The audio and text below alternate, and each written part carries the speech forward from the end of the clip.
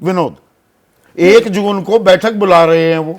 भाई 1 जून को तो वहां पर चुनाव हो रहे होंगे, अपना चुनाव देखिए बिल्कुल ठीक जा रहा है कि नहीं। सिर्फ बंगाल की बात नहीं है भाई, 8 सीटें बिहार में भी हैं, 13 सीटें उत्तर प्रदेश की हैं, जहां पर आपको थोड़ी सी एक गंध मिल रही है कि भाई कड़ी टक्कर हम दे सकते हैं। 13 में से 2 ही सीट जीत पाया था वो गठबंधन जिसमें साइकिल का साथी हाथी था और दोनों बीएसपी को गई थी।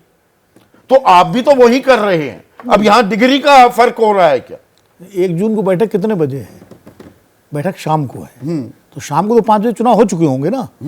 तो चुनाव से क्या मतलब है उसका?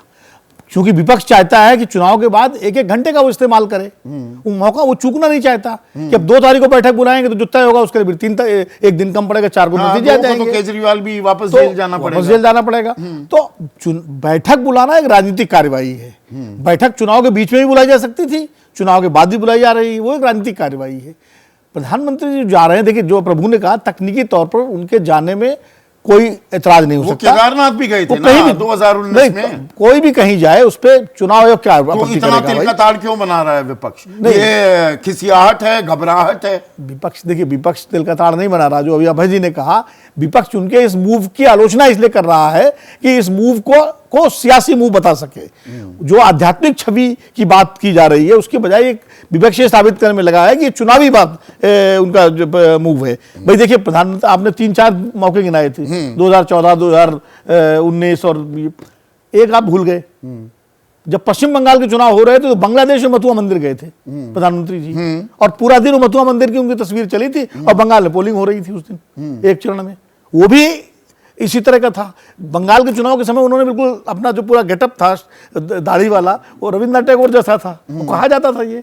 तो प्रधानमंत्री इन ऑप्टिक्स का इस्तेमाल करना बहुत बेहतर तरीके से जानते हैं। तो जो अभय जी कह रहे हैं भरोसा नहीं है जी, विपक्ष को जनता के विवेक पर भरोसा नहीं है। आप अपनी बात कह रहे हैं, हर एक आदमी का अपनी बात कहने का अंदाज होता है। कुछ एंकर्स हैं चीखते चिल्लाएंगे, उछलते कूदते फिरेंगे, कोई हल्के धीमे अंदाज से बोलता है। विपक्ष को प्रधानमंत्री के हर काम पर उंगली उठाने का उसकी जिम्मेदारी भी है, उसका कर्तव्य भी है और उसका अधिकार भी है, और उसकी आप लाड मान लो किसी जो भी आप विशेषण जोड़ना चाहो। वरना भी विपक्ष कहेगा भाई जो देखिए प्रधानमंत्री के कन्याकुमारी जाने के विवेकानंद राव के बैठने से किसी को कोई आपत्ति नहीं होनी चाहिए। मुझे तो कोई आपत्ति नहीं है क्योंकि प्रधानमंत्री उनका अधिकार है, किसी भी व्यक्ति का अधिकार है। कोई वो वहां जाके, पर इसमें जो प्रभु ने मीडिया पर भी सवाल उठाए, कितनी कारपेट 24/7 कवरेज होती है अगले 48-60 घंटों के बीच, वो भी देखने वाली बात होगी। नहीं, निश्चित रूप से भाई असर जो पड़ने वाली बात है। अगर मीडिया कवरेज ना हो तो फिर काहेगी आपत्ति? फिर ठीक है प्रधानमंत्री जी वहां बैठे हैं या लोक कल्याण मार्ग के अपने घर में बैठे हैं या कहीं भी जाएं। नहीं, केदारनाथ में भी ये सवाल उठे थे कि अंदर गुफा में कैमरे कहां से लग गए। भाई देखिए ये सवाल तो उठेंगे लेकिन जो अभी अभय दुबे जी ने कहा कि मीडिया स्पेस लेने का उनका एक तरीका है, और वो केंद्र अभी नहीं, गुजरात के जमाने से इस बात, तब उतना चूंकि लाइमलाइट में नहीं थी, चूंकि गुजरात तक सीमित था उनका मीडिया स्पेस। लेकिन आप 2013 याद करिए, 2013 में 15 अगस्त को लाल किले पर मनमोहन सिंह झंडा फहरा रहे थे और नरेंद्र मोदी जी कहां झंडा फहरा रहे थे? राजकोट के कॉलेज में, पैरेलल उसी समय।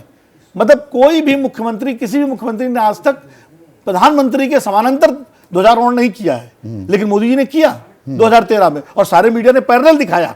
हाफ स्क्रीन में मनमोहन सिंह का भाषण चल रहा था और हाफ स्क्रीन में मोदी जी का चल रहा था। तो ये भी हुआ है। तो उस समय से वो मीडिया स्पेस लेना। जैसे ही घड़ी का काटा दोपहर 2:30 पे आए, बबीता जी का दिल सास बहू साजिश के लिए मचल जाए।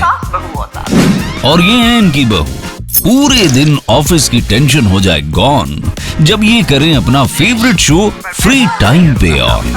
इनकी तरह आप भी देखिए अपना फेवरेट शो अपने टाइम पर और डाउनलोड कीजिए एबीपी लाइव ऐप अपने स्मार्ट टीवी पर।